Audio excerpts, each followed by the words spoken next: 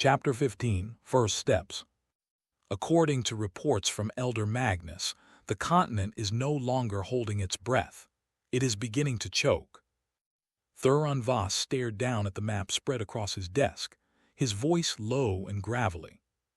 The Dragon Empire, the Kingdom of Light, and at least 3 minor satellite states have begun massing troops at their borders. Cultist activity has doubled in the last quarter alone.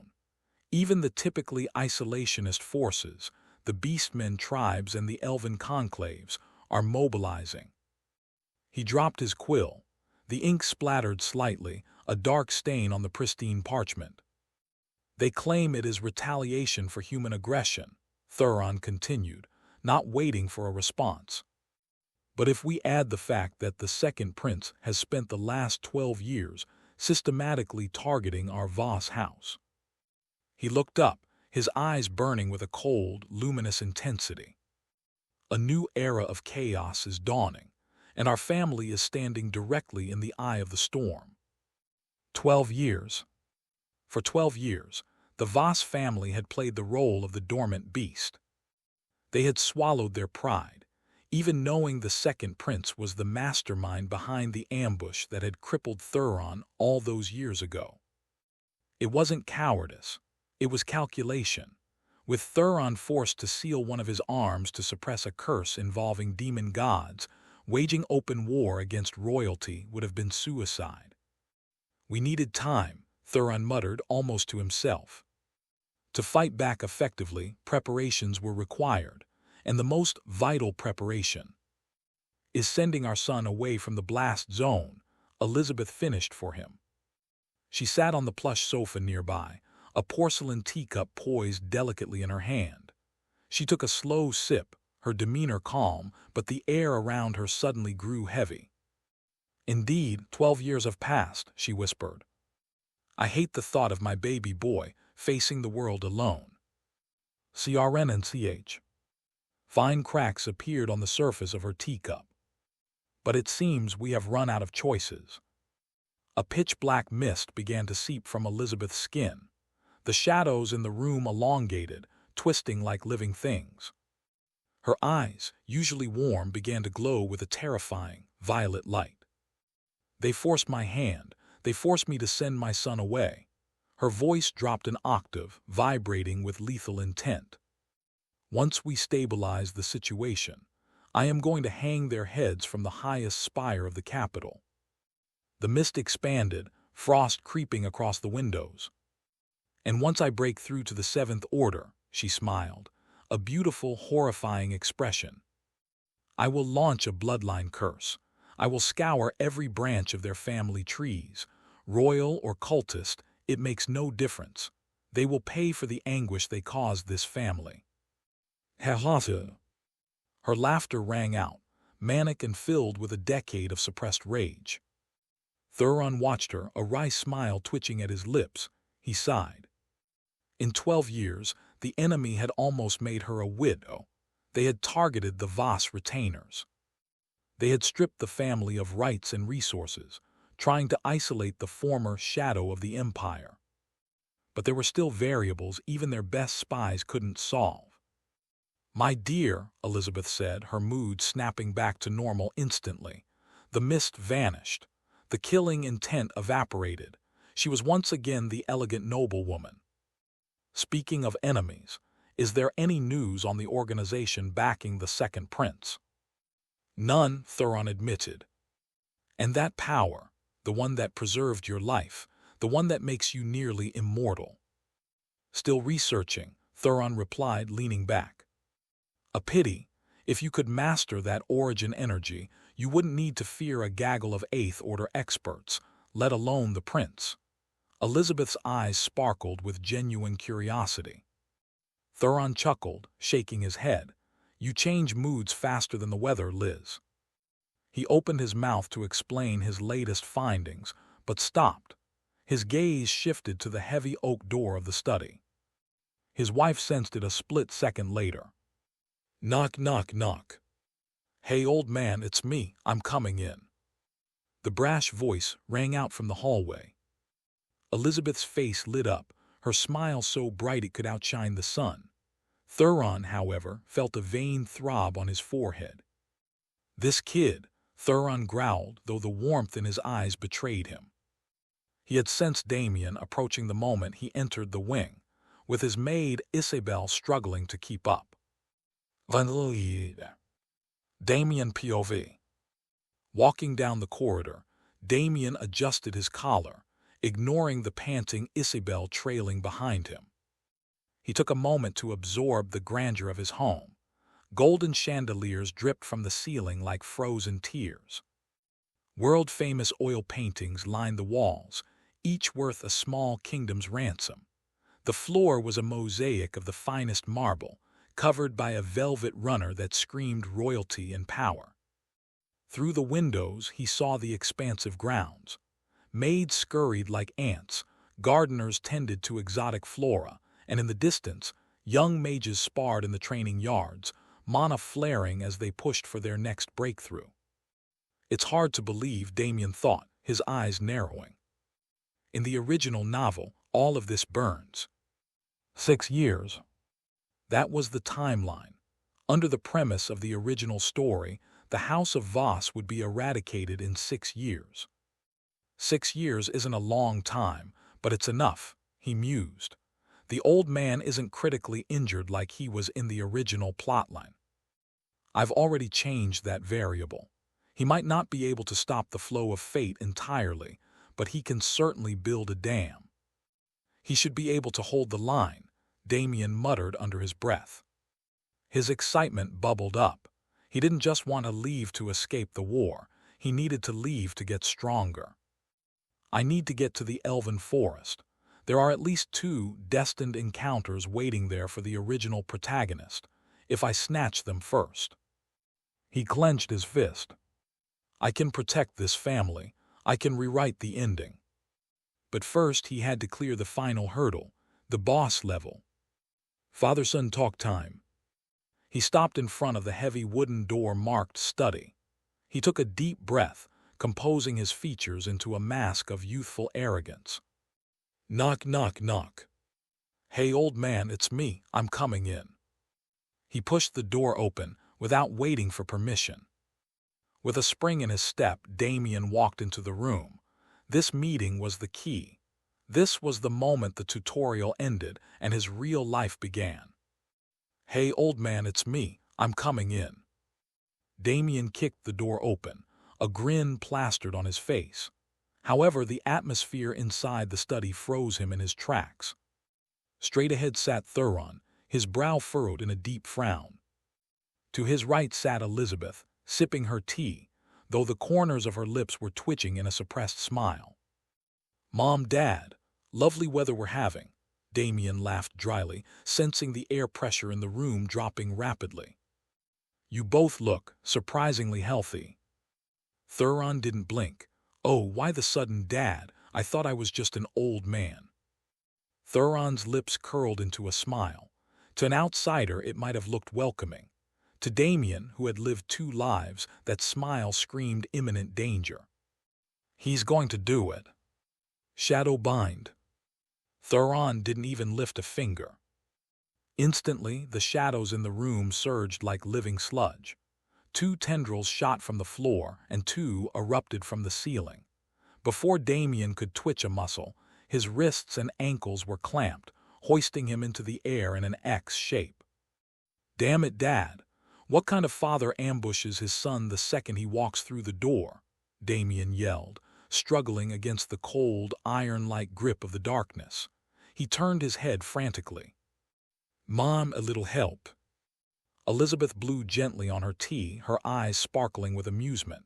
Your father is just enthusiastic, dear. Isabel, help me. The maid, Isabel, who had been standing in the corner, bowed deeply. I shall pray for the young master's safety. With practiced efficiency, she stepped backward out of the room and closed the door, leaving Damien to his fate. Damien gritted his teeth, looking back at his father. Thuron sat unmoving, his aura oppressive. This wasn't just a greeting, this was a challenge. Ever since Damien had revealed he intended to cultivate both a mana heart and an aura core, walking the path of both mage and knight, Thuron had tested him relentlessly. It was the arrogance of the world's strongest man.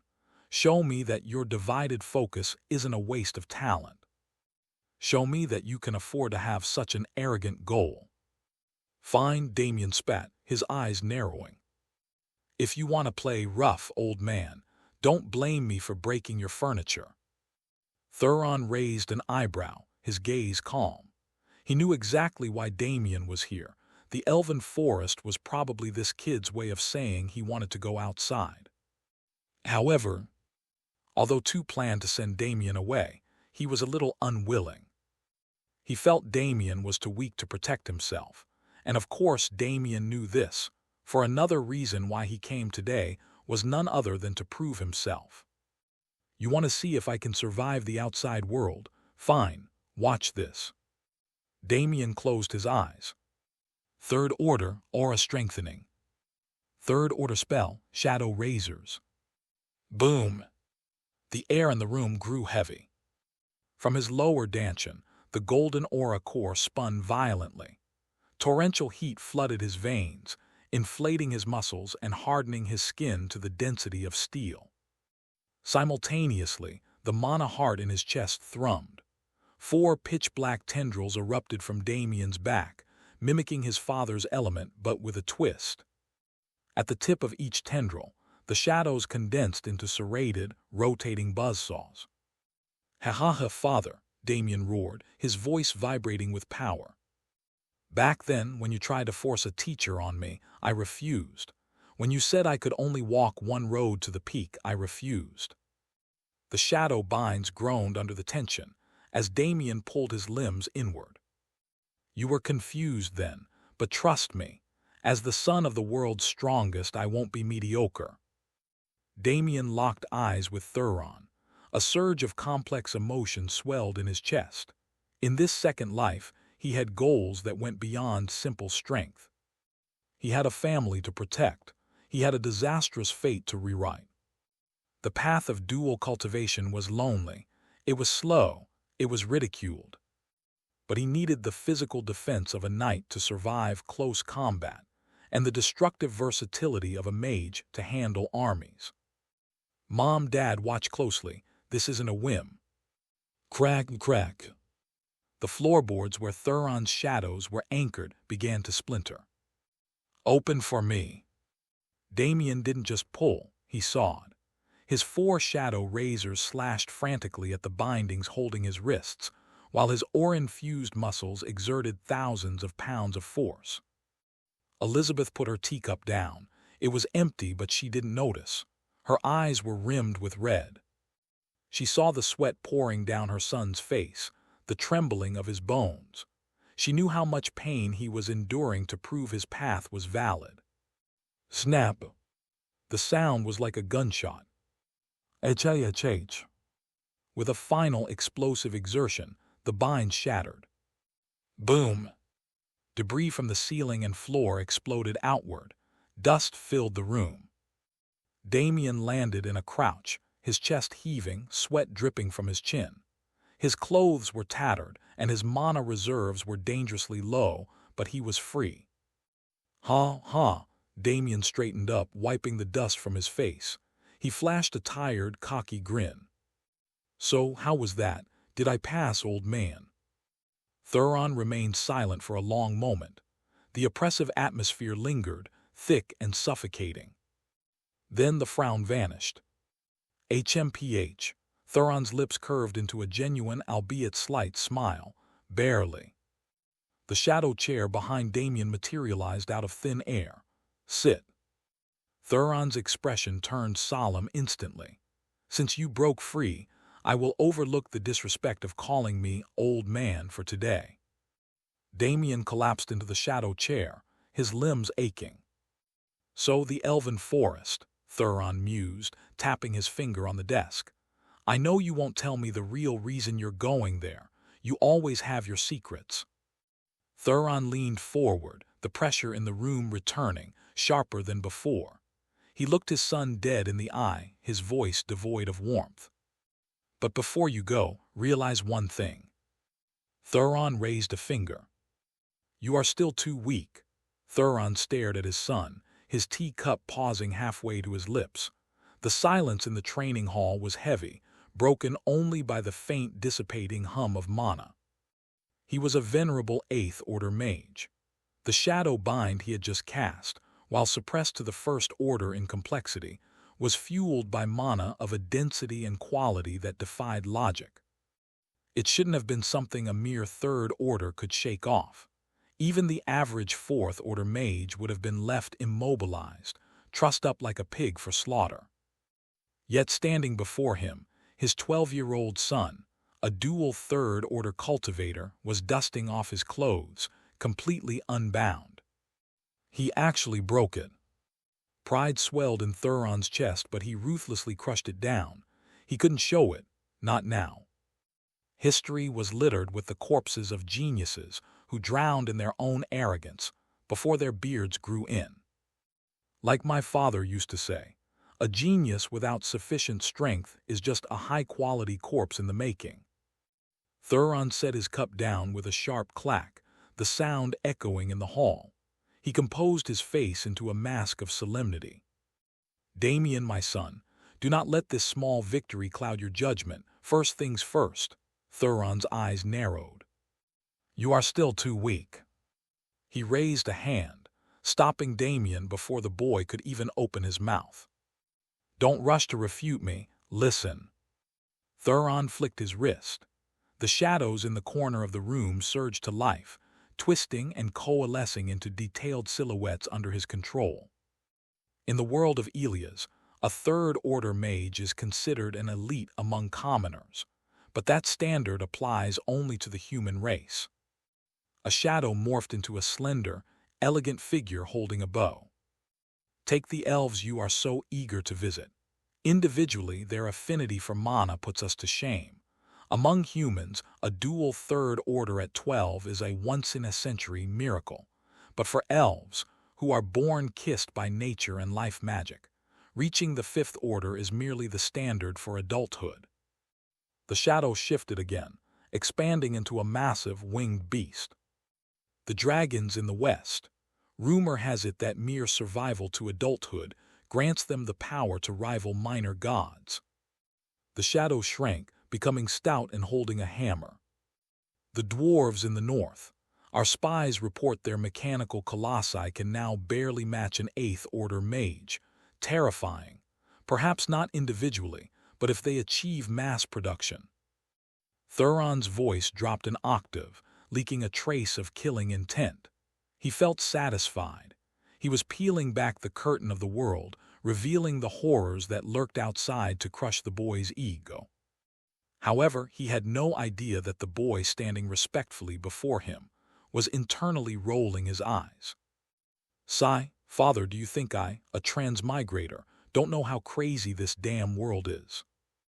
Damien kept his face neutral, a mask of shock plastering his features, while his mind raced. Just wait until the protagonist and his group of murder hobos start causing chaos. That's when the real show starts. The demon invasion, the revival of the ancient sects, the dusk of the gods, the return of the outer deities. Damien suppressed a shudder. If the 3rd Order is an ant in this era, then in the coming era, even an 8th Order venerable like father is just a slightly larger ant. Since he couldn't exactly explain that he had read the script of this world, Damien remained silent, widening his eyes at the appropriate moments. Thuron, seeing his son's stunned silence, nodded in satisfaction. Good, he is the listening type. Luckily, he didn't inherit his mother's fiery temper. He glanced at his wife, who was gracefully sipping her tea as if her husband wasn't dismantling their son's worldview, and let out a light chuckle. However, Thuron's tone softened. "I tell you this not to instill fear but perspective. Despite these monsters, despite the dragons and the demons, on this continent the human race is supreme." The shadows dissipated. Thuron leaned forward. We lack the pure talent of the elves. We lack the longevity of the dragons. We lack the craftsmanship of the dwarves. We aren't even blessed by mana like the demons. But tell me, Damien, why do we rule? Because unlike them, Thuron continued, his eyes gleaming. We have no racial limits on reproduction. Dragons take centuries to breed. Elves take decades. Humans, we take 9 months. Do you understand what I mean?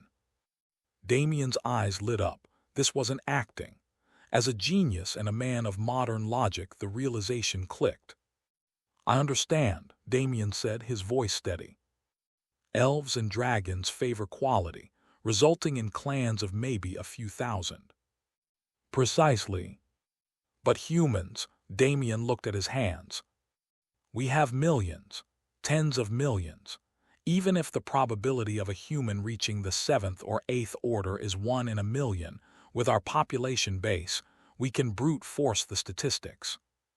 We dominate not through individual might, Damien concluded, looking up at his father, but through the sheer, overwhelming weight of our top powerhouses born from an endless ocean of people.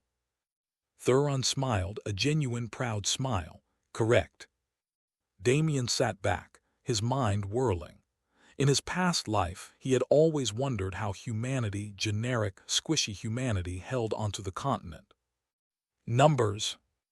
It's a Zerg rush strategy. We simply outspawn the enemy until a statistical anomaly, a supreme powerhouse, is born. But his blood ran cold when he thought of the future. The heavenly demon lord was coming, and against that being, even 1 billion ants might not be enough. He needed to get stronger. He needed to go to the Elven Empire and secure those resources before the Elven slave capture arc began and ruined everything. He had to move against the major human powers. Sigh, hopefully after this trip I can finally take a long vacation. Here before you go. Thuron's voice snapped him back to reality. The older mage extended his hand, and 3 items materialized from thin air, floating toward Damien. A pitch-black book with a silver moon embossed on the cover. A jagged silver gemstone. A necklace holding a gem, so black it seemed to devour the surrounding light. To break through to the 4th order, you cannot simply compress mana like you did for the first 3, Thuron explained, his voice turning solemn. The 4th order requires a metamorphosis. You need a cultivation technique. Thuron pointed to the book. You cannot use this while your aura core is still active, but if you ever decide to abandon the warrior path and focus solely on being a mage, use this. This is the technique practiced by every patriarch of the Voss family, the Midnight Tome. Damien took the book. It felt cold to the touch, heavy with history. It doesn't just lead to the 8th order, Thuron whispered, a glint of fanaticism in his eyes. The founding ancestor left a note on the first page. It claims that if mastered to perfection, one becomes invincible under the night sky. Next, 3 items lay arranged on the mahogany desk, each radiating a distinct, heavy presence. A pitch-black tome embossed with a crescent moon on its cover. A shimmering silver gemstone that seemed to swallow the light around it. And a silver necklace, anchoring a pure black gem at its center that looked like a condensed abyss. Damien's pupils constricted. He didn't need an appraisal skill to know what these were. He had a vague idea the moment they were brought out, but he kept his mouth shut. In this world, knowledge was power, but revealing too much of it was a death sentence, even in front of family. He waited, letting the silence stretch until Thuron broke it. "All right, son, listen closely." Thuron leaned forward, his imposing figure casting a shadow over the table. "Your mother and I discussed this at length before approving this trip. These aren't mere trinkets. Use them well." A smile crept onto Thuron's face, but it didn't reach his eyes. It was the kind of smile a predator gave before the pounce. Because if you don't, if even a scratch appears on you while you're out there, believe it or not, I will march all the way to the elf forest and drag you back by your ears." Beside him, Elizabeth beamed. Her smile was radiant, beautiful, and absolutely terrifying. It mirrored her husband's perfectly. A chill ran down Damien's spine. "Ha ha ha, Dad, come on. Isabel is going to be with me, isn't she?" Damien laughed, his eyes darting nervously between his parents. "Don't worry, everything will be fine." "Sigh, why does it always feel like they can read my mind? If they found out I plan to dive into an unexplored dungeon and interfere with the elf capture raid on top of that, they wouldn't just drag me home. They'd lock me in the basement before the demon lord could even look in my direction." Damien quickly shook his head, dismissing the thought. "They're just overprotective. I'm overthinking it." Or was he? Before Damien could organize his chaotic thoughts, Thuron's voice cut through the air again. And speaking of Isabel, Thuron rubbed his chin thoughtfully. "This trip might be beneficial for both of you. It's about time that girl a whack." Twist. Ouch. Before Thuron could finish the sentence, Elizabeth had materialized beside him, her fingers pinching his ear with practiced precision. My fault, my fault. I won't say another word, my love," Thuron yelped, his dignity as the head of the house vanishing instantly. Elizabeth released him, smoothing her dress as if nothing had happened. "Anyways, Damien, the reason we aren't assigning guards to you is because of Isabel. Do not let anything happen to her." Her expression softened, but the intensity remained. "Your father and I see that girl as our own daughter." "Haha, right." Damien nodded, forcing a smile. It was a clumsy attempt to hide the awkwardness, but his mind was racing. They are definitely hiding something. Isabel wasn't mentioned in the main story of the game. She was a variable. His information regarding her was dangerously limited. Perhaps only after giving her the contract gem would he understand her true role in this world. Feigning ignorance, Damien nodded obediently. "I understand." Thuron and Elizabeth visibly relaxed, letting out breaths they seemed to have been holding. They were terrified he had noticed the slip-up. Luckily for them, Damien knew when to play dumb. "Good, let's move to the items." Thuron cleared his throat, his face turning serious once more. He pointed to the silver stone. "This is a void gemstone. It's a high-level spatial storage item. It has enough internal space to fit a small manor." Thuron gestured vaguely. "Your mother insisted we fill it. Rations for a year, enough gold to buy a small town, and enough clothes to rival a boutique." "Indeed," Elizabeth interjected, crossing her arms with a haughty sniff. "No son of mine will travel the world looking like a ruffian. I won't have it." The corners of Damien's mouth twitched. As expected of Mom, a void stone alone could buy a small empire due to its rarity, yet she treats it like a suitcase because she's worried about my fashion sense. Should I expect anything less from the Queen of 10,000 Illusions? Damien picked up the gem, feeling its cool surface. "Thanks, Mum. Thanks, Dad. I'll make sure to use everything well." They smiled warmly at him. It was a look of pure, unadulterated love. For their only son, they would burn the world down if asked. "Arg!" Suddenly, Thuron stiffened. "This shit again. I'm running out of time." A jolt of agonizing pain shot through his sealed right arm. It wasn't just pain, it was a sound. Whispers clawed at the edges of his mind, seductive and maddening, telling him to embrace the void. If one looked deeply into Thuron's eyes at that moment, they would see thin, spiderweb-like streaks of black encroaching on the white sclera. Neither Elizabeth nor Damien noticed the momentary lapse. Thuron forced his breathing to steady, pushing the whispers back into the recesses of his mind. He had to finish this. "And lastly," Thuron said, his voice straining slightly to remain steady, he picked up the necklace. "This is the Voss Shadow Medallion. By injecting mana into it, it can teleport you, and one person you are touching, to a random shadow within a 3-kilometer radius. He placed it in Damien's hand, closing his son's fingers around it. Unless the situation is dire, unless death is certain, I advise you not to use it, the cost is high. With the final item delivered, the heavy atmosphere lifted slightly. Damien clutched the 3 treasures to his chest. The weight of them felt physical, emotional. "Thank you again, Dad. Thank you, Mum." He took a step back, bowing his head. "I'll go to my room and pack my things now. I head out at first light." "Go on then," Thuron said softly. Damien turned and walked out, not giving them a chance to reply. His eyes stung. Leaving the family he had lived with for 12 years, even if he was a transmigrator, was harder than he expected. "All right, Damien, no time to falter."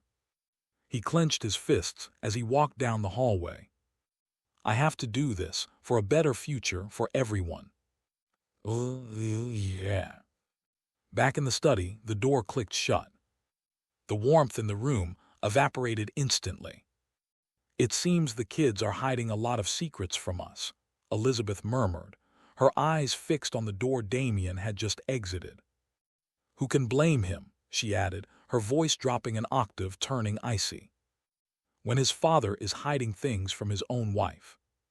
Thuron flinched. He waved his left arm in a mock surrender, a look of panic flashing in his eyes. Hey, don't say things like that. Anyone listening would think I was unfaithful." Elizabeth didn't smile. She didn't blink.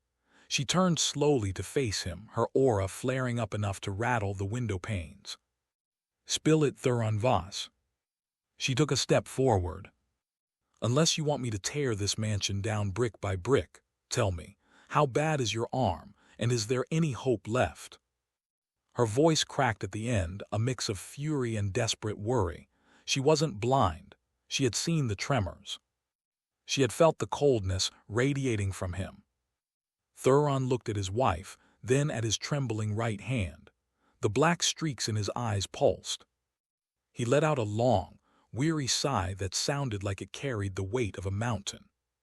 "Sigh, this isn't the place to talk about it." Thuron stood up, his posture sagging with visible exhaustion. "Once Damien has truly left, follow me. We need to meet the ancestor." Time soon passed, and in a world like Elia's, where trouble was always afoot, time was least valuable here. Ever since that fateful day when Thuron was ambushed, knowing that 2 Eighth Order cultists fell that day, the whole world has been in a state of unease. Even the gods of various religions had begun to move, telling their followers to prepare for the coming storm. However, none of this had to do with the Voss house, as the whole house was currently in a vibrant mood for another reason. "Hey, did you hear? The young master is stepping out of the mansion for the first time," said a maid as she swept the floor.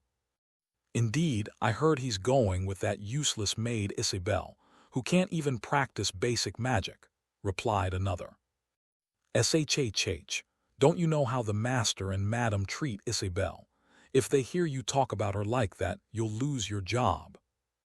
Just remain quiet and do your job, although I myself don't see what they see in her," said a third maid, which in turn made the other 2 cover their mouths with fear, as they didn't want to get caught. Luckily, what neither of them knew was that even if they said it right now, neither Elizabeth nor Thuron would care about them, as right now they were completely busy, isolated from the rest of the house. Right now, to explain himself, Thuron had taken Elizabeth to see his ancestor, the 9th Order mage who fought a demigod and managed to escape. The Thuron Pav. Voss House Secret Space. Ancestral Chamber.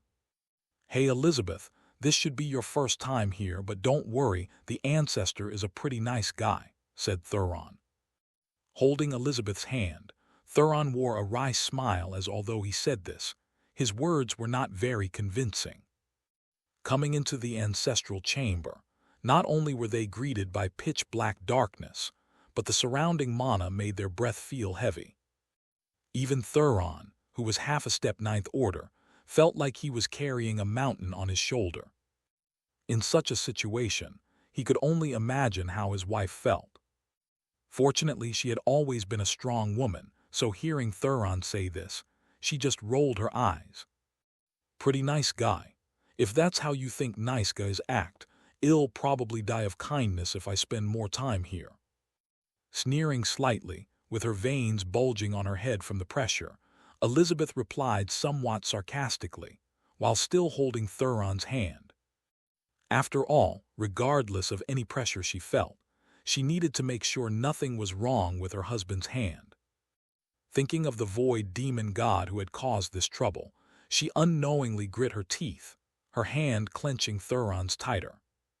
A move which made Thuron think the pressure was getting to her, so, straightening his back, he looked deep into the empty void in front of him and voiced his thought.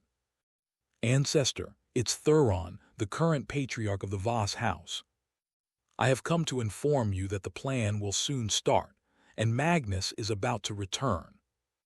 My son is about to leave the house. The only issue now is that the void mark on my arm is becoming worse. It has begun to slowly erode my mind. The whispers are becoming louder, luring me to join the void. Grasping his right arm covered in bandages and purple seals, Thuron's eyes never wavered as he waited for a reply. And sure enough, in Elizabeth's shocked eyes and Thuron's calm gaze, two giant pairs of purple pupils suddenly appeared in the void, looking down on them. Your arm, bastard gods, I'll take care of it. Magnus. Make sure he doesn't fail. Also tell me about Damien. How is he? Speaking intermittently, a very contradictory voice sounded through the air. Although powerful, it also felt very weak, as if it was struggling to hold on. Like an old man drained of all his vitality, however, each syllable carried enough threat to make their hair stand on end. So while Elizabeth looked closer into the shadow, trying to make out the figure who was talking to them, Thuron, on the other hand, continued to talk. Thank you, Ancestor. Damien is fine, he's headed for the elf forest tomorrow. That kid has always been smart since he was young, so I'm not worried about him. Also, Isabel is going with him. And just to make sure, without telling any of them, I also assigned Alfred, the 7th Order captain, to follow them. Hearing this, the Ancestor didn't reply, but rather extended a tendril of shadow, instantly wrapping Thuron's right arm. Hold your breath, this will hurt. 9th Order Magic, Divinity Extraction. 9th Order Magic. Shadow Seal. Simultaneously running 2 9th Order spells, he began to forcefully extract the void divinity in Thuron's arm, while simultaneously resealing the already weakening seal. Unfortunately, despite the Ancestor's immense strength, not only was he not at his peak, but this time he was dealing with an actual god, not a demigod. Arg damn, why does this always hurt so much? Roaring outwardly, Thuron's veins bulged. He felt as if his skin was being peeled from his body. He felt like his soul was being torn apart and crushed. Although he had been here several times over the past 12 years, the pain never seemed to diminish. Sometimes he even felt that it was becoming worse. Thuron. Looking at her husband in pain, Elizabeth's pupils dilated and her pupils shrank. Seeing her invincible husband, who, even when he returned half dead with 2 swords in his stomach, was smiling, now screaming in pain. Her heart ached uncontrollably as she wished to share some of the pain. Damn void demon god. Once the plan starts, I'll make sure to personally wipe out all your followers. Vowing silently, she felt extremely helpless, as now the only that she could do was watch as her husband continued to scream.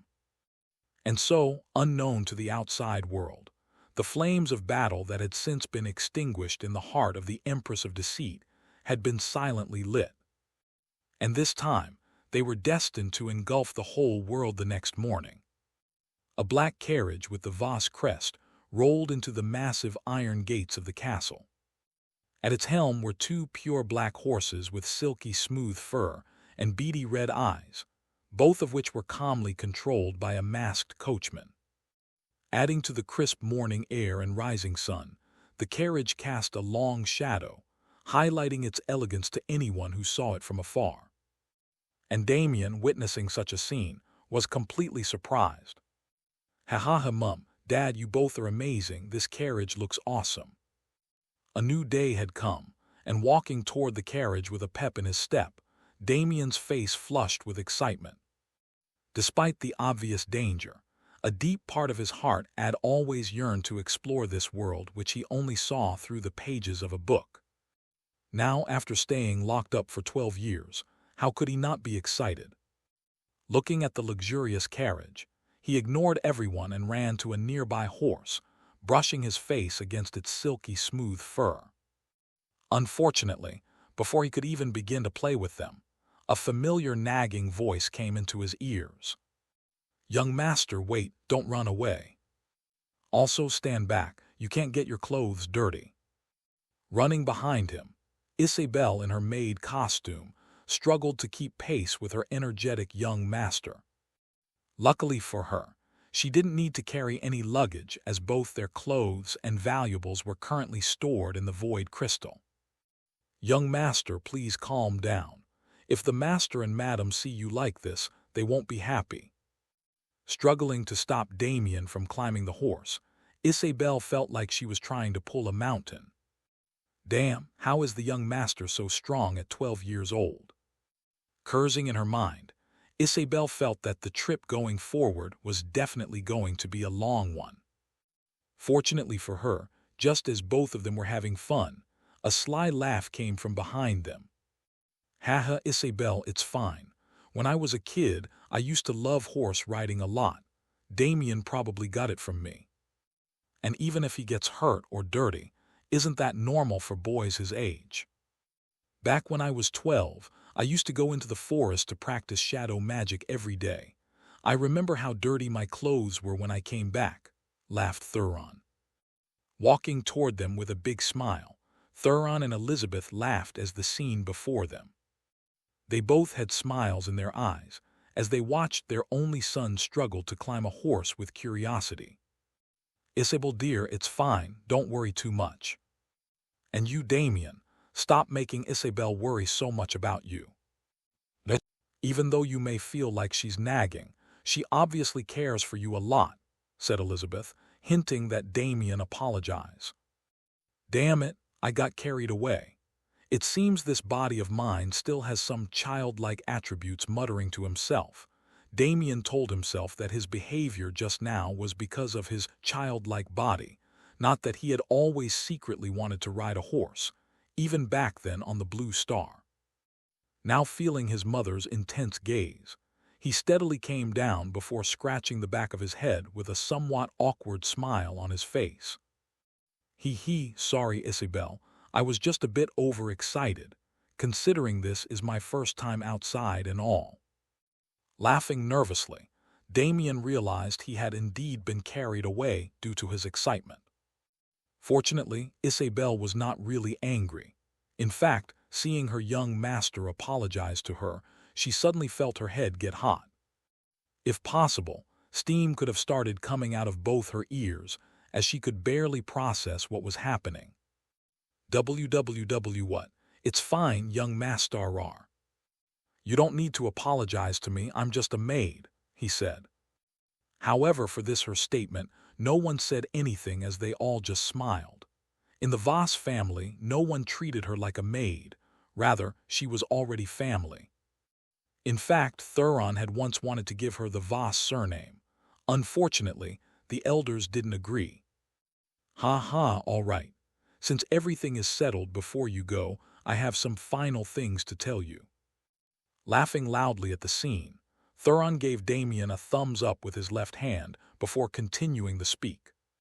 "Firstly, to go to the Elven Forest or Elf Empire, you need to go through the adventurer town of Silverwood. It's about a 2-day journey from here."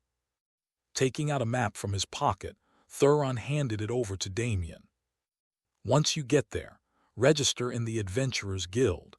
which would help you move about in the Empire if you don't want to expose the Voss family name. Once that's done, there's a teleportation center in the middle of the town. Teleport to the border town called Gravestone. The Elven Forest is about a month north of there. I've already informed that Elf Queen that you're coming, so once you get there, just show her the necklace I gave you. Saying everything one by one, Thuron looked at Damien with a smug smile, as if to say, "You think you might be smart, but I'm smarter." After all, he knew that his son would definitely not just go to the Elf Empire. He probably had other places he wanted to visit and didn't want to be found out.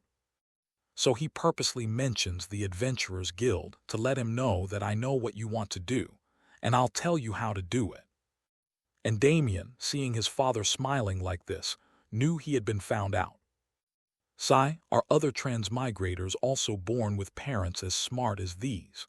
Sometimes I even wonder if they've guessed my identity as a transmigrator. Smiling wryly, Damien knew he had been found out. Luckily for him, just before Thuron could continue to rub it in, Elizabeth's voice interrupted both of them. All right, that's enough of that. Let's not keep Damien waiting too long. Also, Damien, you see that masked coachman reining in the horses. It's not a real person. It's a golem made using the latest dwarf technology. It already has the coordinates of Silverwood and the Elf Forest ingrained in it, so once you need to go to either of the two places, just let it know, it's voice-activated. For others, you might need to find someone skilled in driving carriages to help, she said. Hearing this, Damien's left eyebrow unknowingly rose. Is this the otherworld version of self-driving cars? However, considering those Dovs end up making Gundams and mechas later, this isn't too outrageous. Thinking this to himself, Damien just nodded, indicating he understood. All right then, Mum, Dad, see you soon, I love you. And Dad, don't worry, I'll find a way to cure your right hand, I promise. Waving to them, Damien didn't give them a chance to reply as he dragged Isabel into the carriage with him. Wait.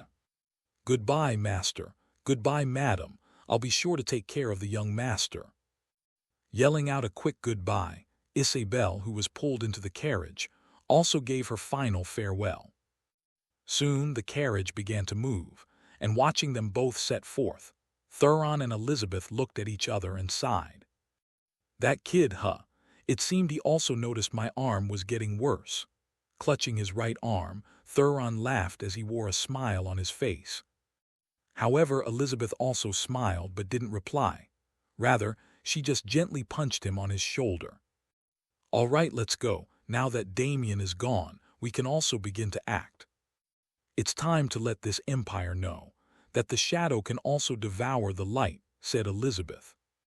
Hearing this, Thuron nodded, his face turning deadly serious. Unknowingly, the empire was about to usher in its biggest disaster in centuries. Time soon passed, and inside the carriage, only the rhythmic clop of horse hooves on the dirt could faintly be heard. On one end, Isabel sat stiffly, her hands clasped together, gently clinching the sides of her maid's dress. Young master, she began, her voice barely a whisper. Are you sure this is all right? The madam, she looked so worried this morning. Different from the earlier confidence she had shown when they were leaving, as she tried to drag him down from the horse. Isabel at this moment was at a loss for what to do. After all, like Damien, this was also her first time going outside the mansion. Adding to the fact that she was just a regular person with no ability to defend herself, much less protect her young master, Isabel felt that she might be a burden this trip. Thinking of this, mixed emotions such as anxiety and fear began to creep into her heart. Luckily, when she was reaching her limit, a familiar, lazy voice made its way into her ears, instantly attracting her attention. My mother is always worried, Isabel, he said, his tone casual. Besides, my father has a plan. You heard him. This is all part of it. Watching the familiar forests of his familiar domain become sparse as the journey continued, Damien's gaze never left the window as he spoke to Isabel. Also, Isabel, even though I'm not facing you right now, I can tell your thoughts. Do you really think you're a burden? Do you think that my parents were wrong in sending their only son out alone like this, with no entourage or security?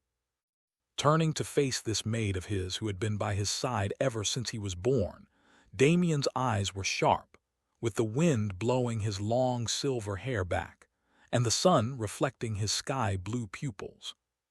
Isabel, shocked by the sudden scene, was at a loss for words. "Young master," she muttered. However, Damien did not give her a chance to reply. Rather, his gaze turned towards the roof of the carriage and continued talking. "Look at the items my father gave me. The tome with the house patriarch's secret technique, an escape medallion, and all those supplies. If it was just a trip to the elf forest and back, why do I need so much and such valuable things? Think about it, Isabel. Do I really have to say more?" Boom! As soon as Damien said this, Isabel suddenly felt her mind collapse. Looking at it logically, especially because the master had hinted that they hid their identities at the Adventurers Guild, everything did indeed look like he was preparing for the family's downfall. Impossible. The Voss family is one of the strongest families in the Empire. There's no way something can happen to the master and madam. Muttering in her mind, Isabel was truly shocked. However, what Damien said next truly left her stunned. "Isabel, we are weak. So weak that regardless of whether something is happening or not, we alone have no impact on the situation. Even look at Dad's hand, which had been sealed because of that demon god. Forget about the pain and troubles it causes Dad every day. But really believe that his enemies, knowing that he only has one arm, would truly let him go. It's been a miracle we haven't even been attacked yet all these years." Sighing helplessly, although Damien did not want to admit it, but this was indeed the case. Last night, while he was getting ready, he carefully analyzed his family situation and realized that at this rate, they might end up being destroyed just like the original story. Because of that, he couldn't afford to waste any moment during this trip. He had to hurry up and grow up, at least strong enough to save them from demise. Knowing this, in Isabel's stunned gaze, he silently brought up the system panel he hadn't used in years due to fear of being caught by any of those peeking gods. "System open," he whispered. And sure enough, along with his command, a translucent blue screen appeared in front of him. Name: Damien Voss. Age: 12 years old. Realm: Third Order Knight, Third Order May. Affiliation: Voss household. Innate abilities: Contract Gems Unawakened, Dark Magic Affinity, Aura Affinity. Skills: Basic Sword Skills, Basic Mana Scent, Basic Shadow Magic. DP: 1500. Looking at the system, which was still as basic as ever, Damien had a slight smile on his face, unlike before, when he was 1 week old and his skills were high-level crying and high-level milk-sucking. At this point in time, 12 years later, he had started looking like a real powerhouse. "All right, since everything is all right, then let's begin." Thinking in his mind, Damien looked deeply into Isabel's eyes. "Isabel, from now on, anything you see during this trip must stay only between you and me. Not even my mom and dad must know about this. However, don't worry, because I promise you, as long as you believe in me, nothing bad will happen to the Voss family, mom and dad. But then again, this is only on the premise that you believe in me. So let me ask you one more time. Will you believe in me, Isabel, and keep whatever you see on this trip a secret?" Stretching out his hand, Damien looked deep into Isabel's green eyes. If she even showed an ounce of hesitation, then he wouldn't go through with his next set of plans. Fortunately, that wasn't the case, as seeing her young master acting so serious and mysterious, as a 12-year-old, it was hard for him to maintain a strong presence. Haha, forgive me for the earlier scene, young master. I was just a bit afraid. But yes, I believe in you. As ever since the mistress assigned me to you on your birth, my life has long since been yours. So, young master, regardless of what you want to do, I promise not to say a word and help you fully. And if it can help the master and mistress be safe, then I am more than willing to lay my life on the ground. Saying this, her face no longer contained any trace of fear or worry, but rather only determination to try and help. And Damien, seeing this, finally relaxed his expression. Now he had nothing to worry about anymore. All right then, System Awaken Contract Gem Ability, edit it, and scan Isabel's condition. Muttering under his breath with excitement in his eyes, he ordered the system. 12 years since he came to this world, and he was finally about to take off. All right then, System Awaken Contract Gem Ability, edit it, and scan Isabel's condition. Innate Ability, Contract Gem. Description: on the basis that the individual who devours this has no resistance to the user, then the individual will be completely controlled by the user. The user will also gain the innate abilities of the devourer as well as completely control its life and death. And in return, the user can choose to impart some of their abilities and strength on said individual. In case of the death of the contractor, the user still retains all abilities. Contract gems can be created with magic power. The higher the realm and energy quality, the higher the possibility that the contract gem awakens different traits in the contractor and user. Does the host spend 600 DP to awaken it?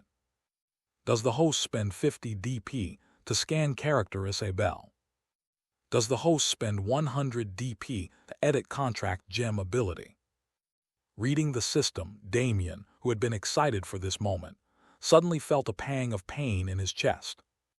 Sigh, a total of 750 DP. We haven't even reached the Elf Empire, and I've spent my DP halfway.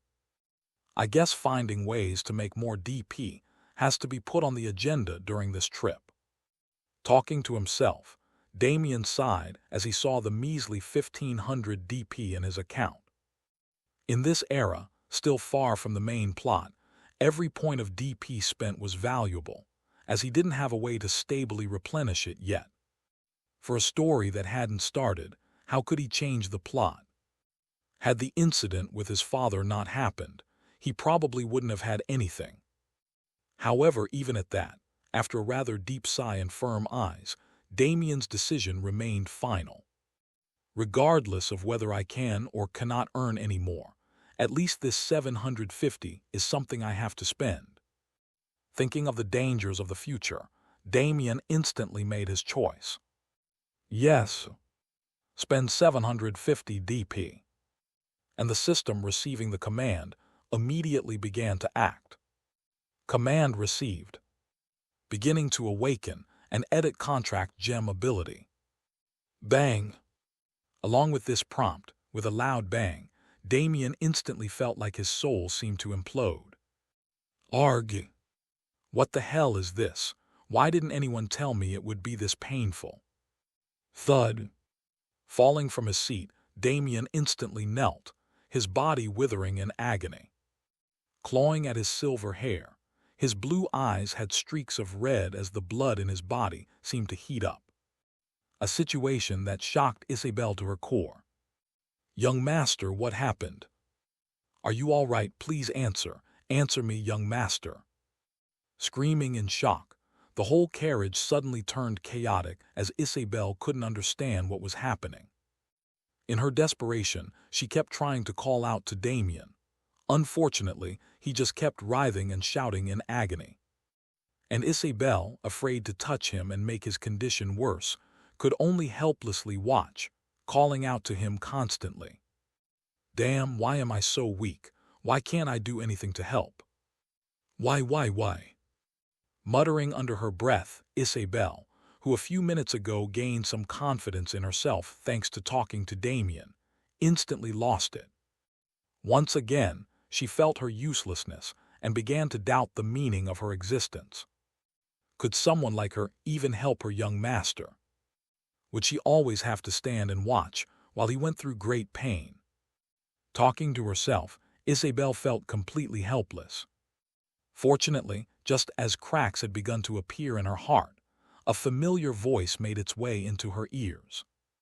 "Arg, calm down, Isabel, I'm not dead yet. If anything, I haven't killed that void demon god for what he did to my father, so how can I die?" Gritting his teeth, Damien struggled to sit up, although still in agony, but the initial pain had reduced by a large margin. Shit, I forgot in this world, abilities are tied to the soul, so me editing an ability is like ripping up my soul and stitching it together in a different position. Recalling the pain he just felt, he knew that was his ability being ripped and reorganized. With the system's powerful strength, something that seemed impossible was accomplished in a matter of minutes. However, considering this pain, I'll have to be careful when I edit abilities in the future, if I don't want to end up killing myself from the pain. Sighing slightly, he turned to look at Isabel. For this maid of his, he knew that she had low self-esteem because she seemed to have no talent in magic and aura, making her an ordinary person. A situation which could only change if she managed to gain some strength. Thinking of this, while still struggling with the pain of his ability being edited and regrafted, Damien silently issued another command to his system. "System, call up Isabel's information." Fortunately, at this time, the system had already scanned Isabel's body, so without any hesitation, her information came into view. Perhaps now I can understand what Mum and Dad meant by sending Isabel with me. Muttering inwardly, Damien looked forward to the information. However, what he saw next left him shaken. Name Isabel. Race, half-demon, demon bloodline unawakened. Age 30 years old. Realm none. Affiliation, Voss household. Innate abilities, skills, basic homemaking, basic cooking, basic cleaning. What half-demon? How is this possible? What the hell are Mom and Dad thinking? Lost in shock, Damien couldn't believe what he was seeing, so much so that he didn't even notice that he screamed out loud. "Demon, what demon? Young master, you're scaring me." Looking at Damien worriedly, Isabel was confused. What demon? Could it be that her young master was suddenly attacked by a demon? Was he being possessed or something? However, before she could even process what was going on, Damien suddenly stretched his right hand, motioning for her to keep quiet. "Calm down, Isabel, I need to think." Ignoring her, Damien began to recall some information he had read about half-demons. Half-demons, the fall of the Voss family, the Twilight Association, //. It's all making sense. Recalling more and more information, the light in Damien's eyes began to shine brighter and brighter. It seems his parents had truly left him a good surprise. Half-demons, the fall of the Voss family, the Twilight Association. It's all making sense. Recalling more and more information, the light in Damien's eyes began to shine brighter and brighter. It seems his parents had truly left him a good surprise. Although it's been 12 years, the more I thought about the downfall of the Voss family, the more I realized that something was wrong.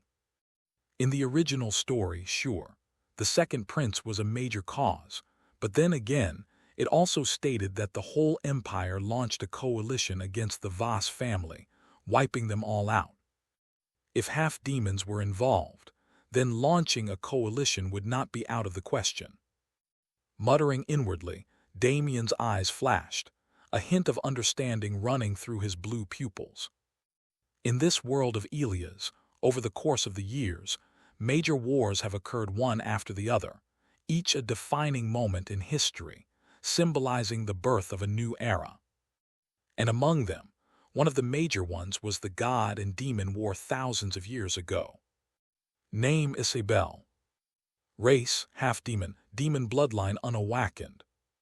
Age 30 years old. Realm none. Affiliation, Voss household. Innate abilities. Skills, basic homemaking, basic cooking, basic cleaning. Taking another look at her property panel, a certain paragraph of the novel flashed through his mind. With magic like wizards and strength like gods. With the hatred like fire and mind like man. The demon's laughter engulfed the land. With might so strong the heavens wept. Under their might the earth was ripped.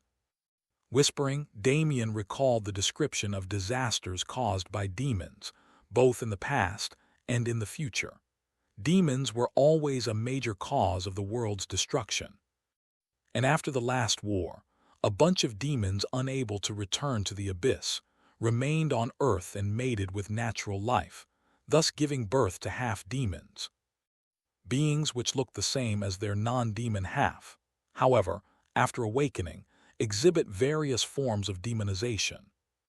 Awakening immense strength and ability in the process, adding to the demon's natural innate affinity for mana, they could be called geniuses of their own race. Unfortunately, because the demonization process often led to countless casualties, as the person being demonized, more often than not, lost control. This side effect made them be scorned and hated, resulting in their slaughter over the past thousands of years. Most empires, including the Dragon Empire, have a law for all half-demons to be killed on sight. Yet Mom and Dad still decided to raise one. Interesting. Looking at Isabel's still shocked, confused face, Damien didn't say anything. Rather, he silently activated his newly awakened Contract Gem ability. Contract Gem ability, activate. Whispering silently, he suddenly felt all the mana in his body gather onto his arms. In an instant, the surrounding winds began to stir, and his body began to feel hollow. And Isabel in front of him, seeing this, knew her young master was about to do something strange again. However, she also knew she could not stop him. Young master, please be okay. Also, after this, give me a heads up before you do anything else. Trying to joke it off, the obvious worry in Isabel's eye could not be hidden as she spoke. Fortunately, she didn't have to worry long this time, as apart from feeling hollowed, nothing major happened to Damien. Why is it that all my abilities feel like they're going to kill me whenever I use them? Said Damien. At this time, everything had ended, and in his hand was a crystal blue diamond-shaped gem. Isabel, I remember not long ago you said you trusted me, then eat thigh. Stretching out his hand, Damien was about to explain to her what the gem was. However, before he could say anything, she snatched it, eating it on the spot. Gulp. Swallowing it on the spot, Isabel smiled at Damien, finally feeling she had surprised her young master for the first time. Let me guess, that is meant to make me stronger. As long as it makes me stronger, then that's all I need to know. As long as I don't have to watch either you, master, or the madam struggle in pain. As long as when the wind comes heavy, and I can stand as proud maid, holding the umbrella for her young master. If I'm able to do all this, then do I really need to know what that was? Smiling without a care in the world, Isabel said her true feelings without filter. This carriage ride, although not long into it, had time and time again reminded her of her own insignificance. Now seeing a way for her to fix that, how dare she hesitate? A reaction that made Damien smile slightly. Sigh, should I say, as expected of you. Anyways, it's fine if you're okay with it. How do you feel? Looking at her deeply, Damien was curious how the contract gem effect worked since the original novel was never adapted. He couldn't visualize it.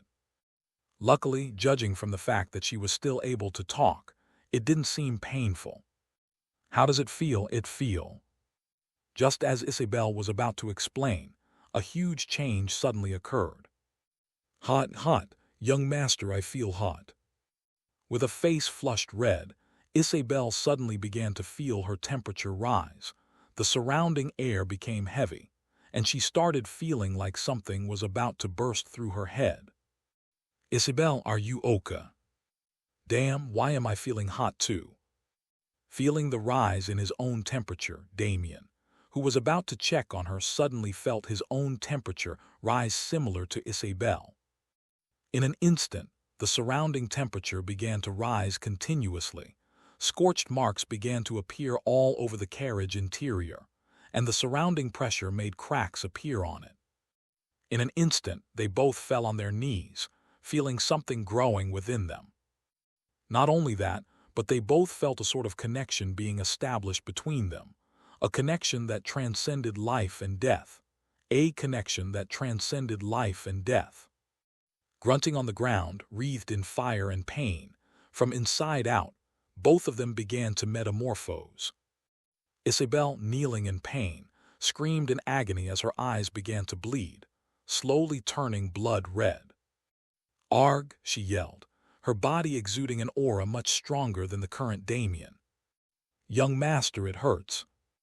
My head feels like it's going to explode."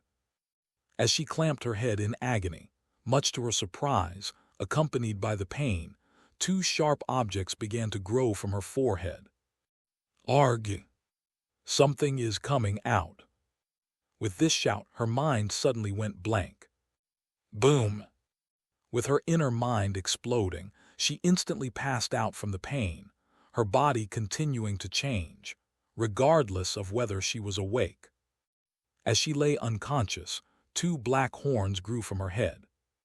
The horns, obsidian black, and seemingly capable of absorbing all light around them.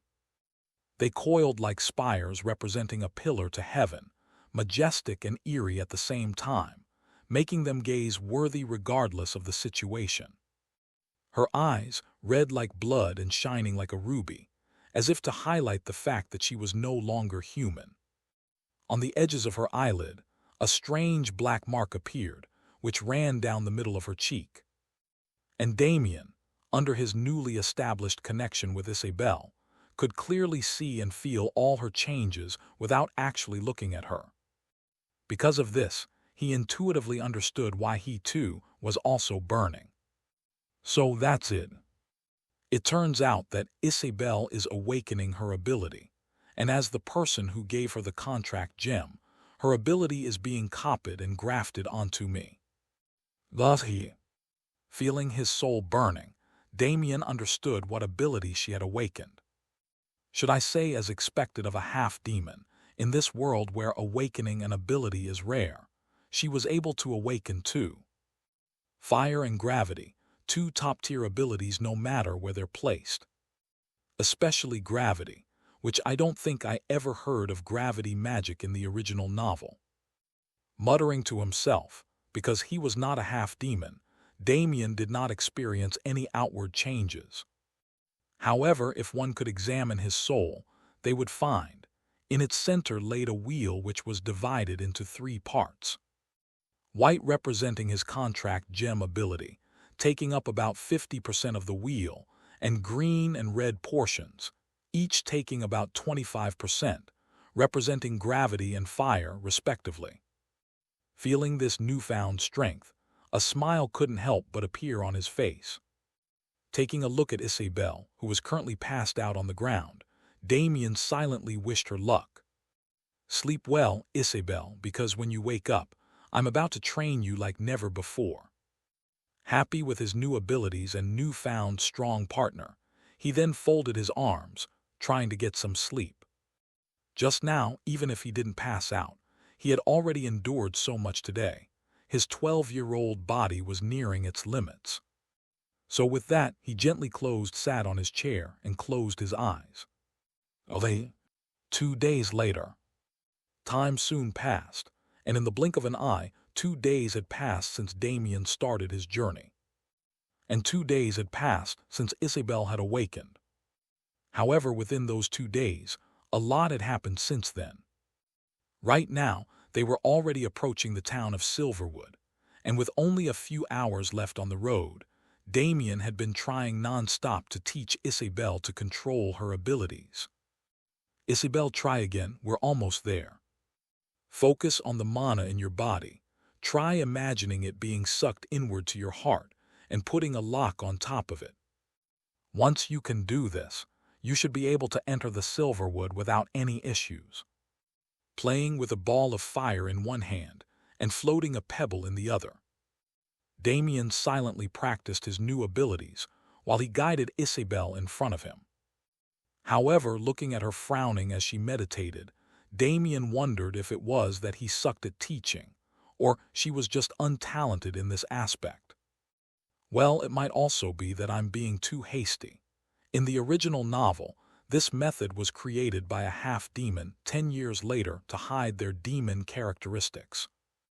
But if that's the case, why can't Isabel do it? Could it be that I'm forgetting something? Thinking of this, Damien felt at a loss as he knew he couldn't enter the town without hiding her horns and red eyes. If he couldn't, then that was the same as asking to be besieged by the whole town and potentially the Empire. But then again, speaking of demons, back when she just woke up, this maid of mine truly surprised me.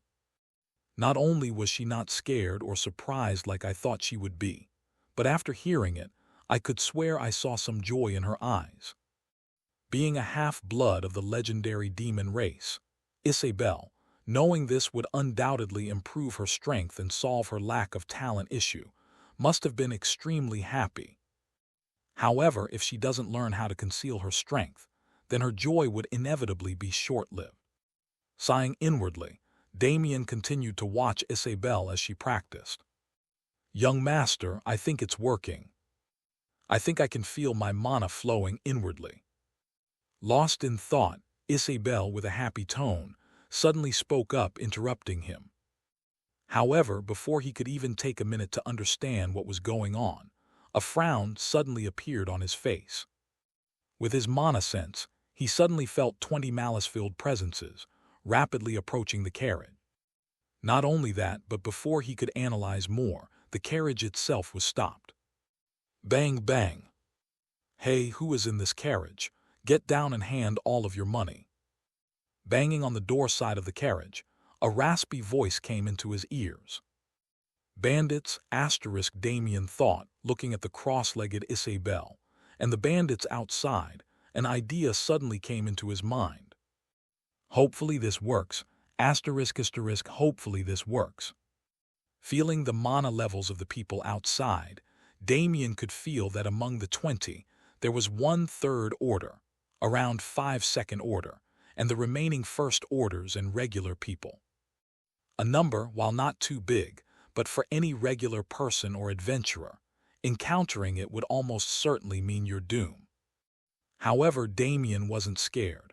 Rather, if he played his cards right, then these people could help him solve his major problem. Thinking of this, he began a plan silently. Bang, bang. "I said open up, or do you want us to break the door down?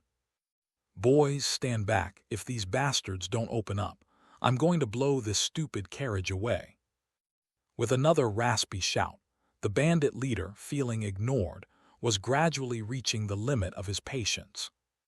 A situation which Damien just noticed and shrugged off. Once he was done with them, they would never be able to speak again, much less shout. He might as well allow them to shout and be angry all they wanted. So with that in mind, Damien turned his attention completely to Isabel. "Isabel, I think I'll need your help." Cough, cough. "I still haven't recovered from giving you the contact gem." Cough, "I'm still not able to use my regular magic and abilities like before, and currently we're surrounded by bandits. I'll need you to clear them out so we can enter Silverwood." Pretending to cough, decided to let Isabel fight this time. Yes, what better way to let her control her abilities than to let her use them in battle? Fortunately, these past few days, he had been pretending to be seriously drained by his ability. Not for anything, just that he was feeling particularly lazy, plus he wanted to imprint a sense of sacrifice in his action. It could also help create a false sense of weakness in case anyone found out his ability and planned to use it against him, attacking during his non-existent weakness period. However, all that is too far from now. Plus, I don't plan to let anyone know about the details of my contract ability, or that it can be used almost without restriction. Rather, I should focus on Isabel's performance. Thinking inwardly, Damien didn't give her a chance to reply before opening the door. With a smile on his face and his hands behind his head, in Isabel's shocked gaze, he stepped out of the carriage. "Wait a minute, we surrender. Cough asterisk asterisk cough asterisk. I'll give you everything you want, just let the person in the carriage go." Facing the bandits in front of him, Damien, pretending to surrender, had a slight smile on his face. "All right, now show me, Isabel. Show me what a newly awakened half-demon can do. Not only that, but also show me if you can still have that conviction to protect me as you said earlier and learn how to control your own power." Looking silently at the carriage, Damien's eyes looked deep as he silently waited for Isabel to act. Hopefully, she wouldn't disappoint him. But Isabel Pav. "Young master, what are you doing? Why did you step outside? What do you mean by you surrender? I haven't even fought a mouse before. How do you expect me to win?" Stepping out of the carriage to chase after Damien, Isabel was completely shocked by the scene in front of her. 20 men stood in front of her, each of them tying a red bandana on their forehead, sword in hand and brown leather armor. At the center, a bandit who had a set of gold teeth and a metal arm held a sword to Damien's neck. "What are you bandits doing? Let the young master go before I get angry," she yelled. Seeing Damien in such a position, Isabel instantly began to get angry. Feeling the aura they were emitting, she could tell most of them were not regular people. However, from the moment she took the contract gem, she vowed never to let her young master suffer harm again. In a moment such as this, regardless of whether she was strong enough, she couldn't afford to step back. If she dared to step back, she felt like she would remain a coward forever. "Hey, you there, I didn't know there was such a pretty lady in the carriage. Also horns. Are you some demi-human?" asked the bandit leader. However, seeing that she didn't reply, he continued speaking. "Fine, don't answer, not like it matters. I've decided I'll take you as my wife after I kill this little grunt," he said, looking up and down at her in scrutiny. "However, seeing as you're wearing a maid costume, could it be that you're a maid and this kid is a noble? But then, why did he offer to sacrifice himself for you? Or are you actually the noble, and this boy is your servant?" Glancing at Isabel and Damien in front of him, the bandit leader's eyes darted back and forth between them as his lust and curiosity began to rise. "Well, it's not like it matters, boys. Go capture my new wife. As for this kid, still kill him. If he is a noble, we can't afford to get caught." Giving the order, the bandit leader raised his hand, about to slice Damien's neck. However, before he could react, a huge pressure suddenly fell onto his back. Bang! In an instant, 10 of the 20 bandits fell onto their knees, the remaining barely standing, and with the bandit leader, while still standing, clenched his teeth under the sudden pressure. "Who did you say you want to kill?" Feeling a surge of anger well up from within her heart, Isabel's character suddenly changed. Her green eyes had once again turned ruby red as she reached out to garb the nearest bandit. "Marry who? Kill who? How dare you waste our time on the road?" Making each complaint, the surrounding temperature began to rise. And with the nearest bandit still in her hand, unable to move under her pressure, Isabel silently and emotionless whispered one word: "Burn!" And as she said this, the bandit in her arm instantly burst into flames. "Arg, help! It hurts, it burns. Somebody help me, I'm on fire!" Screaming in agony, the lone bandit felt the greatest pain he had ever felt in his life as he clawed out his hair in agony. However, Isabel remained emotionless as she turned her gaze toward the bandit leader. "Kill all Thosi Appas, young master. Muttering slowly, she readied herself to act, and Damien, seeing this, suddenly felt that something was wrong. Damn it! Could it be that, like other half-demons, she's lost control? Muttering under his breath, through his connection, Damien felt like something was wrong with her current mental state. At this point, the only thing going through her mind was violence and rage. Burn, burn, burn. Lost in rage, Isabel's red eyes seemed to burn into flames as she took one bandit's life after another. Slowly, with each second that passed, her sanity became more and more eroded. Deep within her bloodline, an uncontrollable force began to affect her directly, making it impossible for her to remain sane. Damn, hey, what is this? What the hell is going on? Talk, I'll kill you if you don't stop this crazy woman. Seeing his men falling one by one, their screams resounding through the air, the bandit leader began to become hysterical. Holding his blade to Damien's neck, an idea suddenly crossed his mind. Since both of them were from the same carriage, maybe he could use this kid to threaten her. If he could, then wouldn't he have an extra capable person under his belt? Thinking of this, his earlier fear had begun to transform into excitement. Haha, stop her, kid, or I'll kill you. Haha, once I get this kind of powerhouse under my hand, then I, Iron Hand Morgan, will show those who called me a mere bandit fear. Unfortunately, before he could start to celebrate, a palm condensed of shadow magic directly pierced his chest from behind. Eck. I impossible. How could you know magic? And how can your attacks work on me? I'm the Third Order Iron Hand Morgan. Eck. Spitting out a clot of blood, Morgan couldn't understand what just happened. Turning his head, he saw Damien staring at him with indifferent eyes. His blue eyes looked down on him, as if he were looking at an ant. Iron Hand Morgan, a no-name bandit who wasn't even mentioned in the original story. How dare you threaten me? Had I not wanted to use you guys to stimulate Isabel, I would never have bothered. However, now that she's like this, I have no choice but to step in. Shadow Spike.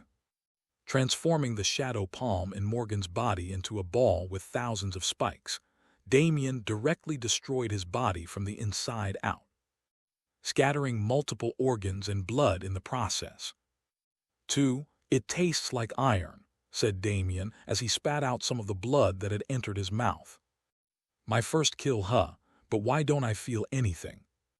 If this were my former world, I would have been arrested or in fear. But right now, not only do I not feel fear, but I don't feel excitement either. It feels like I just stepped on an ant. Muttering inwardly, Damien couldn't help but feel confused about his current state. Could it be that he inherently had no value of life, or did dying once make him no longer feel value in life? But thinking about it again, he felt that couldn't be true. After all, the whole reason he was on this trip was to find a way to save his and his parents' lives in the future.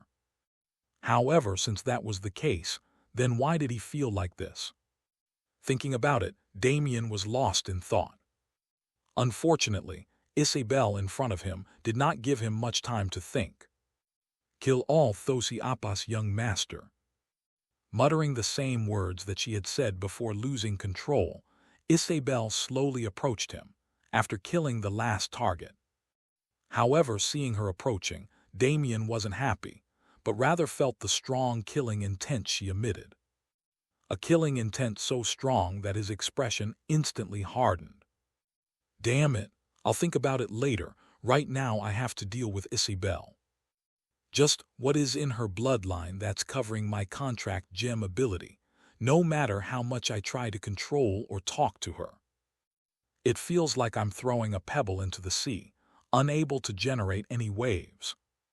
Desperately trying to contact Isabel through the contract gem, Damien's plan met no success. System, analyze what is going on with Isabel, and how do I snap her back to her senses? Looking at her approach, he instantly turned his eyes to the system. Perhaps this system, capable of changing the plot, could help him here. Detecting host urgency. Consuming 100 DP. Target Isabel condition has been analyzed. Subtracting 100 DP from Damien's 750, a panel soon appeared in front of him. Name Isabel. Race, half-demon, Barrowsignian demon bloodline awakened. Age 30 years old. Realm none. Affiliation, Voss household. Innate abilities, gravity manipulation, flame manipulation and creation. Condition, currently being eroded by the residual will of the Barrowsignian demon lord. The only way to stop it is either to forcefully knock her unconscious or use DP to clear the residual will. Note: after knocking her unconscious, the host can then use the contract gem to suppress the will, and as the host increases in strength, directly wipe it out himself. DP required for clearance, 10,000 DP. Reading the interface, Damien just nodded in response. Although he had already expected it, seeing the system say the same, he knew fighting was his only way. In the original novel, a lot of people speculated that the reason half-demons lost control was because their bloodline purity was not strong enough, so their mortal minds could not withstand the residual will in the bloodlines. Whereas for full-blooded demons, this original will serve as a form of bloodline inheritance, cultivating the next generation. Muttering under his breath, pulled out a sword from the void gem, going to a battle stance. However, this damn system, if it wasn't that you couldn't reply, I would have called you a profiteer. 10,000 DP. And it's not even a demon lord, just the residual will, said Damien, his gaze fully fixed on Isabel. Although he really didn't want to fight against her, at this point he had no choice. Well, it's not all bad. I can also use this as an opportunity to test my newfound powers. Gravity domain, reduce gravity. Flame domain, flame sword. Shadow magic, shadow wings. Area boost, skeletal reinforcement. Using his gravity manipulation, he instantly reduced the gravity around him, increasing his speed. Using his flame ability, he wrapped his sword in fire, giving it extra fire damage. Using his shadow magic, 2 black wings condensed of shadow protruded from his back, also boosting his speed. And lastly, he used his aura to reinforce his bones, allowing him to withstand his new speed and pressure. Facing Isabel, who had just awakened as a half-demon, he couldn't afford to hold back for a bit, as even in the novel, the weakest half-demon could kill 23rd orders with ease and even some 4th orders. Hold on, Isabel, this might hurt a bit, Prev. Next. Boom. Boom. Boom. Time soon passed, and with the activation of all his abilities, Damien soon launched his fierce attack against Isabel. Unfortunately, just like he had expected, the current Isabel was out of his league. Bang! Slashing his sword toward her waist, it was directly blocked by her arm covered in flames. It seemed her new demon form had also improved her defense. Kill all Thosi, Appas, young master, she said, as she sent a hit directly at Damien's stomach, punching him through multiple trees. Bang! Damn Isabel, kill those who oppose the young master. How does that translate to you killing me? Cursing angrily, Damien felt the temperature on her body begin to rise. It seemed the longer the fight lasted, the stronger Isabel became. However, it doesn't look like this strength is without a price. At this rate, I don't even need to do anything, and she'll burn herself to death. Looking at Isabel in the distance, slowly approaching him, Damien saw that her skin had begun to show signs of cracks. Small streaks of blood dripped from her eyes, and her veins began to protrude. Obviously, her untrained body could not handle this level of power. In fact, had she not been practically unconscious at the moment, Damien wondered if she would have passed out from the pain. It seems I can't let this go on. Not only are we near the town already, so I can't afford to attract unnecessary attention, but I can't afford to let Isabel's body get any more damage than this. Gritting his teeth, Damien took out the midnight tome from the void gem. Fourth order, a watershed in cultivation. If I decide to abandon my aura, I can use this breakthrough fourth order. Once I do that, I should be able to deal with her. Muttering under his breath, Damien's eyes flashed with struggle. Although he said this, only he knew that once he decided to do this, his chances of surviving to the end would have gradually reduced. In this era, when the protagonist hadn't been born, he had to make the most of his advantage. Otherwise, the road ahead would be more hopeless than now. Thinking of this, he also knew that using the midnight tome would be like drinking poison to cure a headache. Sure, it might work, but a worse fate awaited him when the poison kicked in. Damn, but I can't afford to lose Isabel. Arg. Cursing angrily, Damien slowly stood up, unwilling to give up. Third order magic, shadow armor.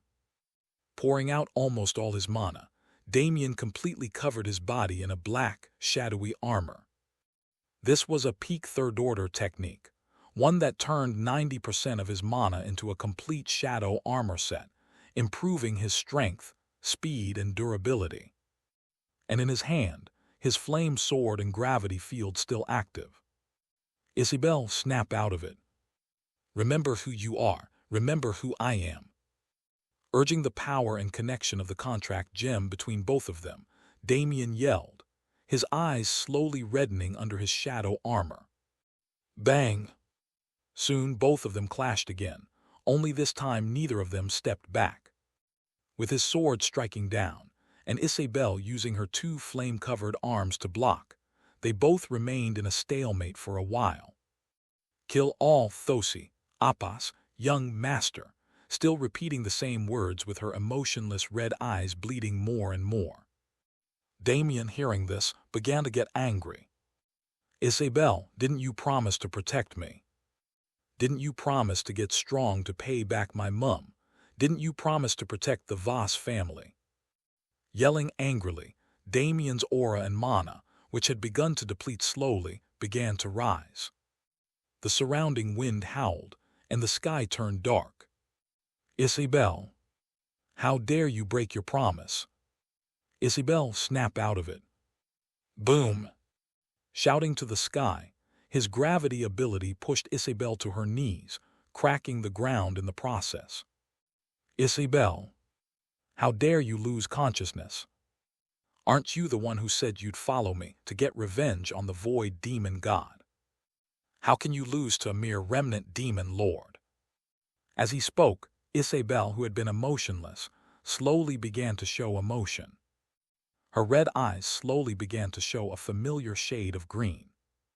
Her emotionless expression began to warm up as her lips began to quiver. A change that made Damien ecstatic. That's it, Isabel, snap out of it, fight it. You are to control your power, not be controlled by it. Isabel, do it and prove that you can follow me to the end, said Damien, his aura rising into the sky. At this moment, the faint figure of Thuron seemed to overlap with him. A scene that helped Isabel slowly regain control. Young master, she muttered. However, her body was still actively fighting against Damien. Young master, I can't hold on. Kill me, I don't want to hurt the young master. With tears in her eyes, Isabel, who had barely managed to gain control, instantly burst into tears. Although she was not able to speak all this time, she was able to see what she was doing. Especially when she sent that last punch into Damien, sending him flying. She felt her heart was about to break. As a maid, hurting her master was the worst thing she could ever do. However, Damien, hearing her say this, finally stopped shouting. Not only that, but he stopped resisting altogether, letting Isabel's flame burn the side of his face. Wait, young ma. Before she could say anything, Damien just hugged her, enduring her flames and gravity with a smile on his face. Isabel, it's okay.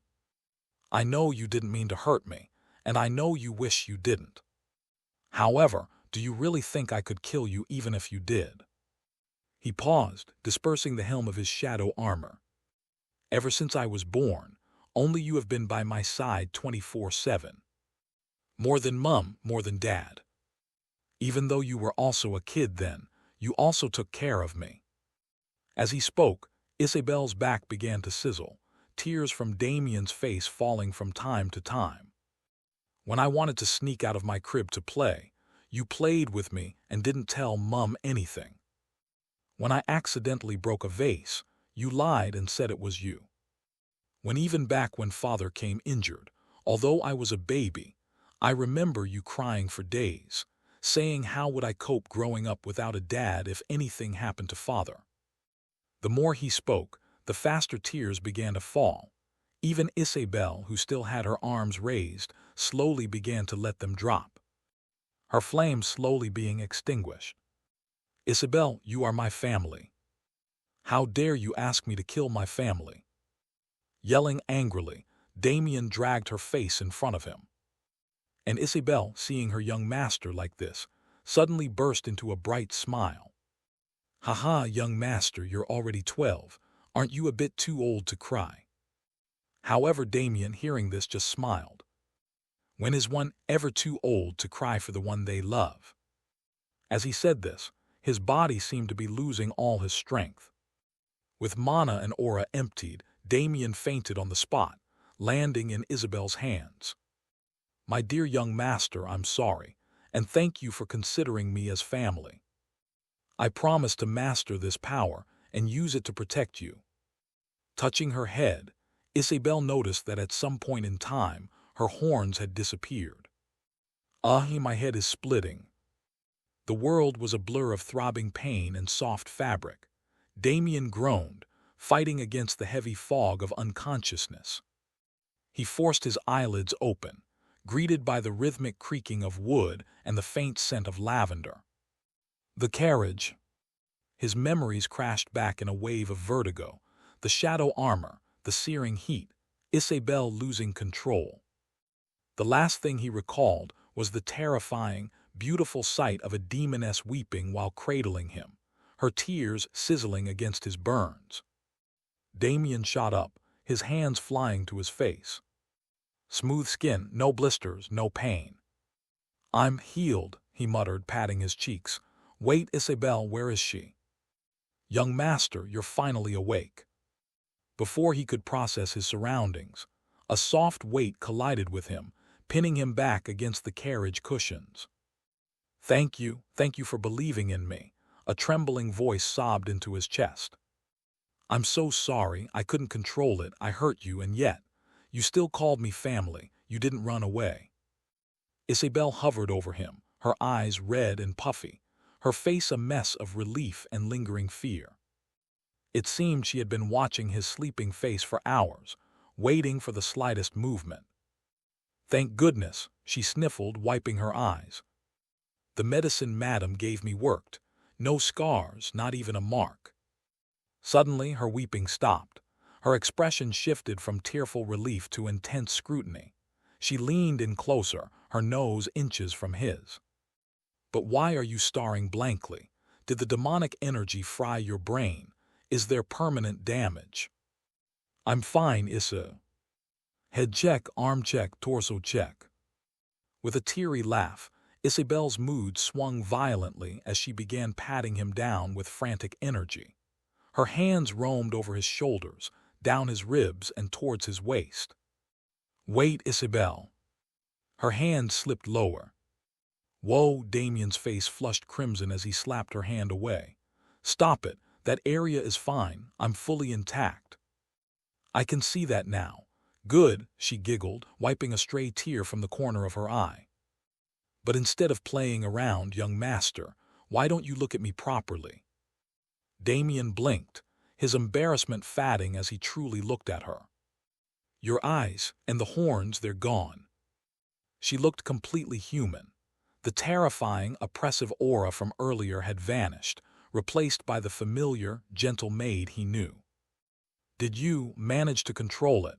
Damien asked, his voice trembling with suppressed excitement. As a reader of the original novel, he knew the implications. A half-demon capable of voluntary transformation was a calamitous existence. In the book, uncontrolled half-demons were cannon fodder. Controlled ones, they were calamities. He had just fought a third-order dual practitioner to a standstill. If she had this power under control, is she the protagonist or am I? Damien thought, a bead of sweat rolling down his temple. Is this what they mean when they say talent triumphs over hard work? Her bloodline is practically a cheat code. About that, young master, Isabel said, interrupting his spiraling thoughts. She held out her hand. After you passed out, the transformation receded. But look.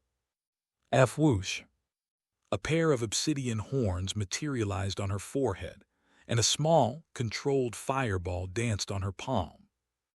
I can draw out the power now, she said, her smile faltering. The flame flickered. But it's not perfect. Whenever I push past a certain threshold, I hear it again. The whispers, the desire for destruction. She clenched her fist, extinguishing the flame. The horns retracted into her skull with a sickening crunch that she didn't seem to feel. If I go past that limit, the other me will take over, and next time, I have a feeling I won't be able to come back. Damien fell silent. The air in the carriage grew heavy. Isabel, the girl who had been hunted for 12 years, looked at her hands with a mixture of awe and terror. She looked at Damien, the boy who awakened this power, with a new light in her eyes. He wasn't just a spoiled noble, he was mysterious, dangerous even. Damien didn't offer empty comforts. Instead, he closed his eyes and issued a command in his mind. System, analyze Isabel. Consuming 50 DP to analyze target condition. Target Isabel. Condition, demon blood awakening stage 1. Current state, stable. Note, the target's consciousness is stable, but a residual demon will remain dormant. Excessive emotional stimulation or mana overexertion will destabilize the seal. Short, concise, and expensive, Damien thought, grimacing at the loss of destiny points. But at least she's safe for now. He looked at Isabel, a plan forming in his mind. Her strength was a double-edged sword, but it gave them a fighting chance. We need to get stronger, Damien murmured, a smile creeping onto his face. Both of us. He recalled a specific arc from the original novel. The protagonist hadn't just relied on luck, he had raided specific locations. The elf forest is the main goal for my physique, but before that, Gravestone Town. In the original timeline, the protagonist visited a hidden dungeon near Gravestone Town. Inside lay the Golden Dragon Aura technique, the pinnacle of body-tempering arts, combined with his unique mana-breathing method. It would allow Damien to bridge the gap between his meager cultivation and the monsters of this world. I was afraid to go there before because I was only a second-order weakling, Damien mused, clenching his fist. The protagonist's party was third order when they cleared it, but now, with Isabel's half-demon form and my knowledge of the traps, we can take it. His eyes shone with the greed of a gamer eyeing legendary loot. Young master, you're doing that creepy smile again. Isabel, Damien said, ignoring her jab, we're going to make a detour. Actually, we might not need to detour, Isabel said, leaning toward the carriage window. Look. She pulled back the curtains. We're here. Damien leaned forward. The carriage crested a hill, revealing a sprawling settlement nestled in the valley below.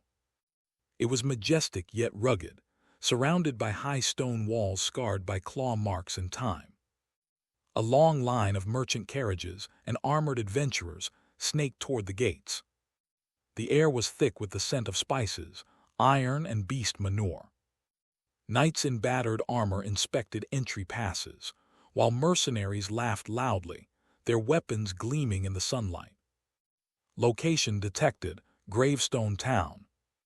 Damien grinned. The The fantasy world was finally opening its doors. Welcome to the starting line, Isabel. Thanks for watching. Please subscribe and like the video and comment down if anything wrong in the story, and if have any suggestion to a new novel or want next part of any series, comment down.